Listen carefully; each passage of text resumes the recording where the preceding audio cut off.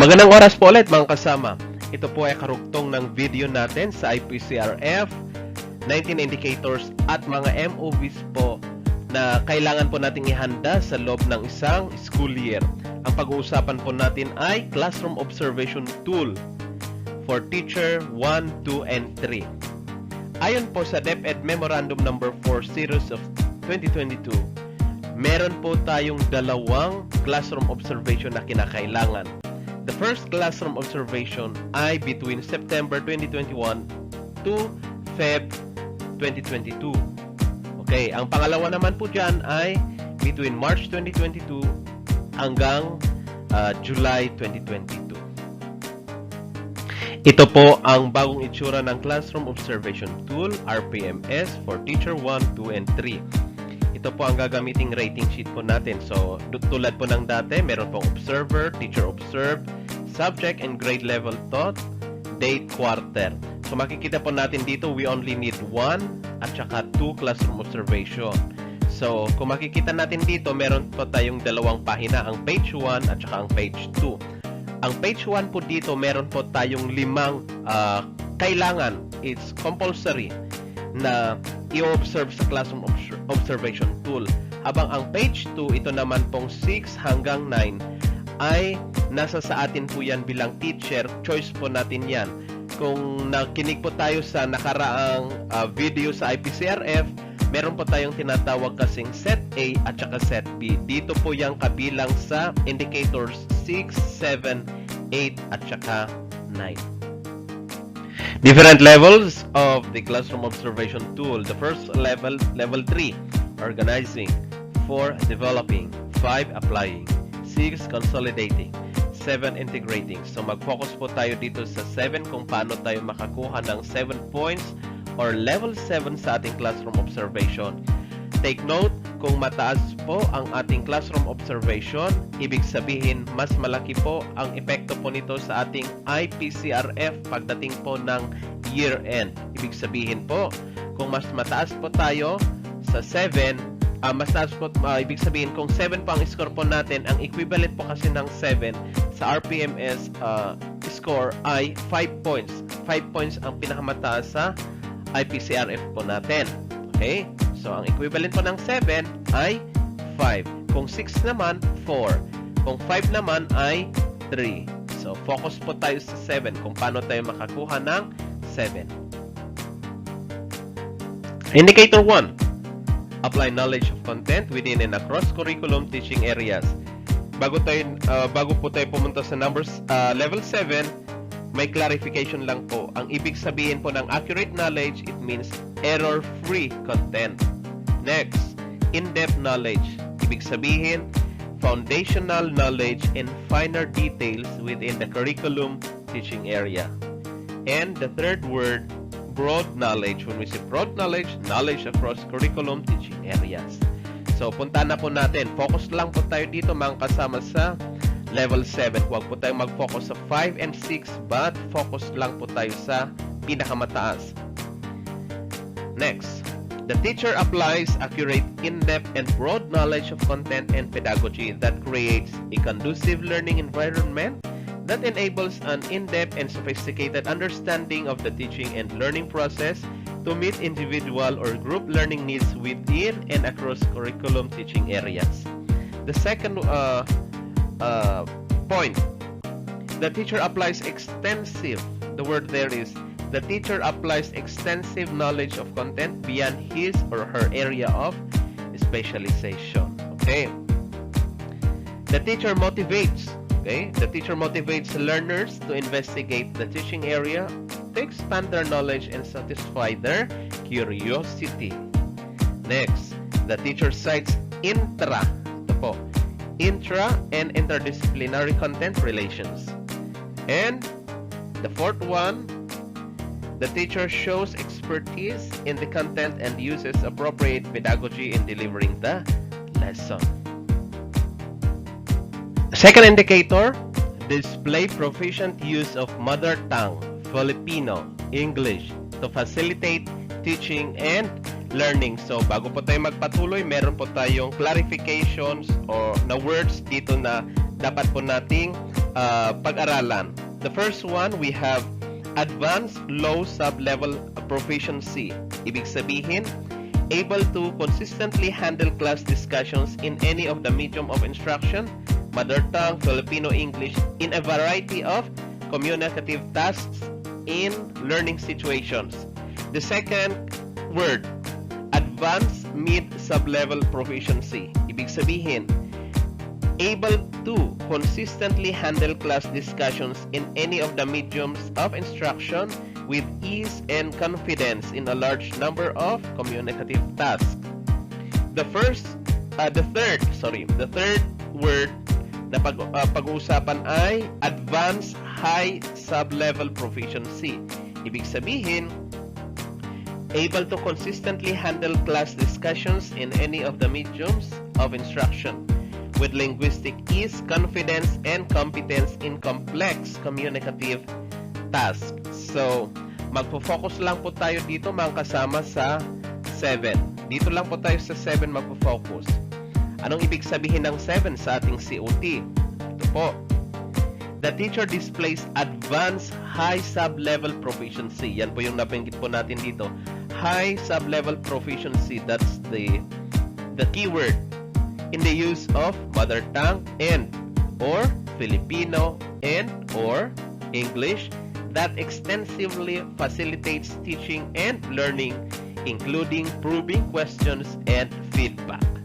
Alright, next keyword. Teachers' use of mother tongue and or Filipino and or English demonstrates.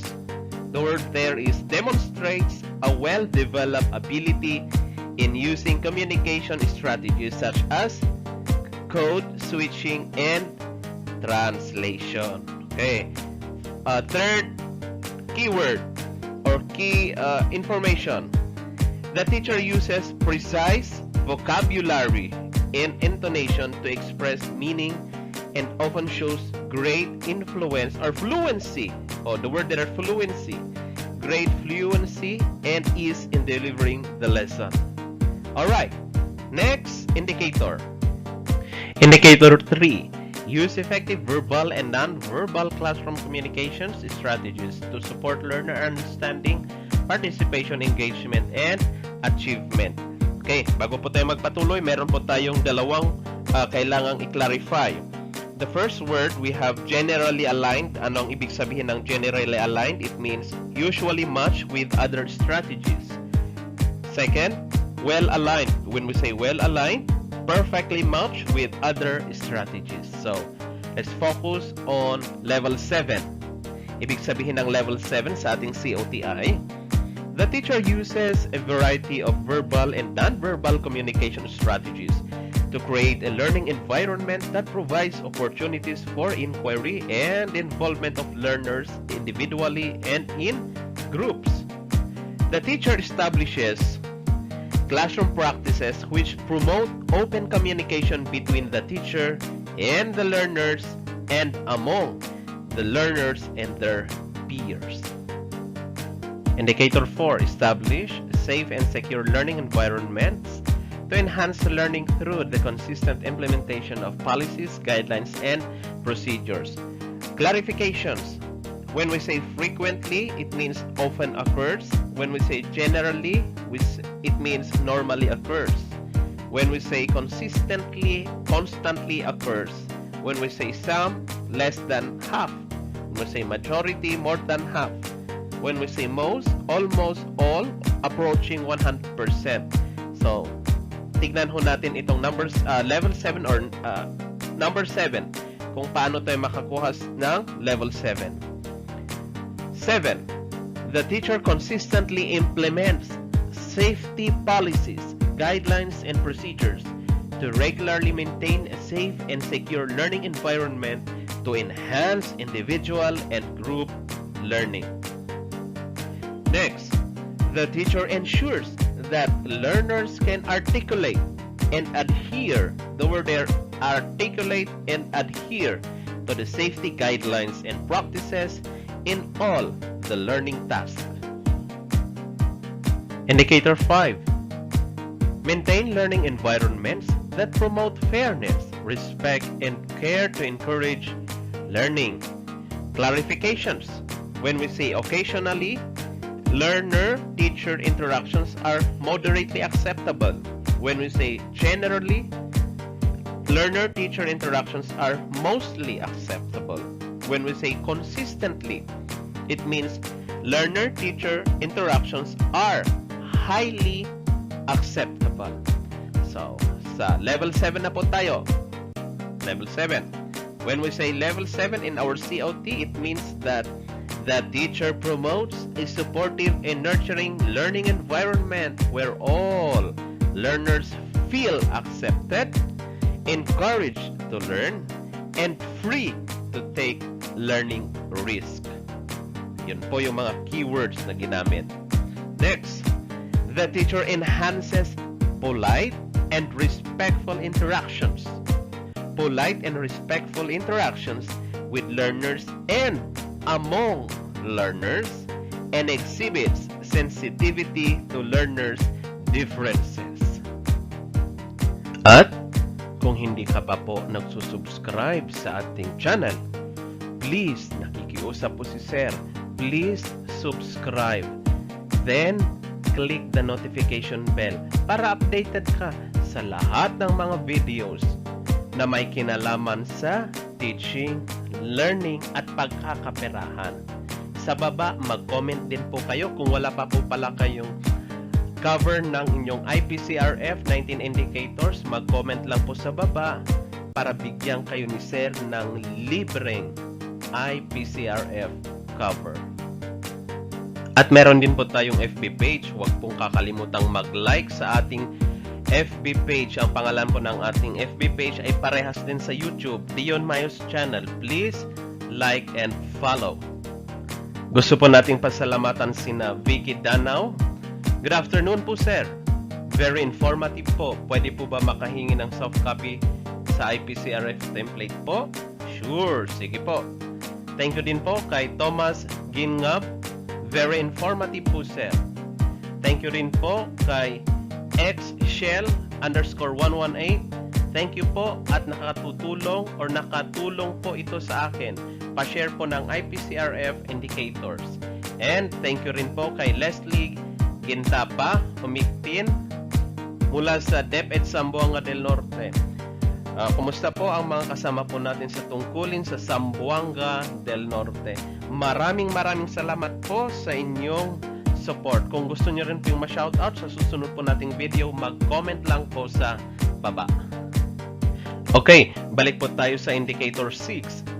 Makikita ho natin dito sa indicator 6 ay may asterisk po. So, ibig sabihin, andito na po tayo sa page 2 ng ating COT.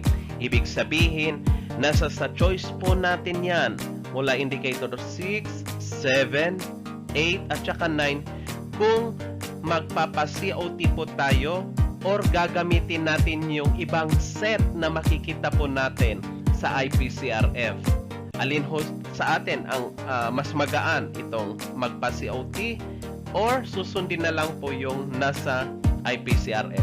Panoorin po yung ating video yung nakaraan tungkol sa IPCRF na andun po yung mga iba't ibang MOVs ng set A or set B na kailangan ho nating ihanda. Okay. Indicator 6. Maintain learning environments that nurture and inspire learners to participate, cooperate, and collaborate in continued learning. Clarifications po muna.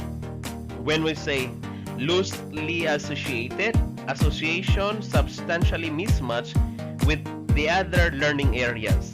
Next, when we say somewhat aligned, ibig sabihin minimal degree of association with the other learning goals. When we say usually aligned, it means generally match with the other learning goals. And when we say well aligned, it means perfectly matched with the other learning goals. So, focus muna tayo dito sa level 7. Ano ang ibig sabihin ng level 7 sa ating COT? Under indicator 6, ibig sabihin ay the teacher consistently provides varied learning opportunities which are well aligned with the learner's individual and group learning needs and engages learners to participate cooperate and collaborate in continued learning. Next one, the teacher construct carefully structured group in which learners are engaged in learning experiences that clearly reflect all elements of cooperative learning. And the last one, the teacher provides complex tasks. Ibig sabihin, complex tasks. Hindi lang po siya easy-easy, pero mas complex ang task in which all learners share the authority of setting goals, assessing learning, and facilitating learning. Indicator 7. Apply a range of successful strategies that maintain learning environments that motivate learners to work productively by assuming responsibility for their own learning. Clarifications. When we say learning environment, it says here, diverse physical locations, contexts, cultures in which students learn. Next word, limited. When we say limited, insufficient strategies employed when more are required by the learning situation. Next word, when we say sufficient, minimum strategies employed as required by the learning situation. And the last word, variety. When we say variety, a range of different strategies employed as required by the learning situation. Okay, balikan po natin itong level 7. How to get level 7 under indicator number 7. The teacher consistently applies strategies, which are well aligned. The word there is well aligned with the learner's individual and group learning needs, and motivates them to work productively and be responsible for their own learning. Next, the teacher is able to create a learning environment. The word there is create a learning environment that sustains learners' active engagement and self-motivation. Indicator 8. Design, adapt, and implement teaching strategies that are responsive to learners with disabilities, giftedness, and talents. Clarifications. When we say special educational needs, it means that a restriction that makes learning challenging to a person with physical, sensory, mental, social, or learning disability or other conditions. Educability. Observe variations in the learner's capacity to perform tasks. When we say variety, a range of different strategies employed as required by the learning situation. When we say extensive repertoire, wide and comprehensive range of strategies. So, anong ibig sabihin ng level 7 under indicator 8? The teacher employs extensive repertoire of strategies to create a learner-centered environment that addresses the learning needs of the individual and group of learners with special educational needs. The teacher demonstrates an expanded understanding of educability of individual learners. The teacher's instructional strategies respond to individual and group of learners' background, thus creating an environment where learners feel equally involved. Indicator 9. Adapt and use culturally appropriate teaching strategies to address the needs of learners from indigenous groups. Okay, clarifications. When we say culture-based education, an education that is grounded in the context of the indigenous community's life, recognizes their indigenous knowledge, system, and practices, and it is inclusive of their cultural perspective. When we say learners from indigenous groups, ito yung mga learners who have under claims of ownership since time immemorial, occupied or possess and utilize ancestral territories, shared common bonds of language, customs, traditions, and other unique cultural traits. That's under Republic Act 8371. Alright, tignan po natin itong level 7. Paano natin makuha ang level 7 under indicator 9? The teacher employs extensive repertoire of strategies to create a learner-centered environment that addresses the learning needs of individual and group of learners from indigenous groups. The teacher demonstrates a wider understanding of culture-based education. Yun po yun. The teacher's instructional strategies respond to individual and or group of learners' cultural background, thus creating an environment where learners feel involved. So, yan po ang ating 9 indicators in our classroom observation ngayong school year. So, indicators 1, 2, 3, 4, and 5 ay kinakailangang i-observe po. Ang indicator number 6, 7, 8, at saka 9 ay nasa sa atin po yan kung ano ho ang pipiliin natin. Yung itong set A or set B. Ang set B po, or set A or set B, makikita po yan sa previous ko pong video sa IPCRF. Panoorin kung hindi nyo pa po napapanood, panoorin para updated po kayo. Kung gusto nyo po ng IPCRF cover o cover pages, pwede ho kayong mag-request, mag-comment lang po sa baba. Huwag pong kakalimutan yung instruction. Nakasulat po sa ating comment ang mga instruction on how to avail free. Free po yan wala pong bayad. Free na cover pages po ng IPCRF para hindi na po kayo maabala sa paggawa ng cover pages. Maraming salamat po. Sa mga iba pong tanong, may frequently asked questions po tayong video. Panoorin din po yon para mas malinawan ho kayo kung paano po ang mga gagawin ho natin ngayong school year.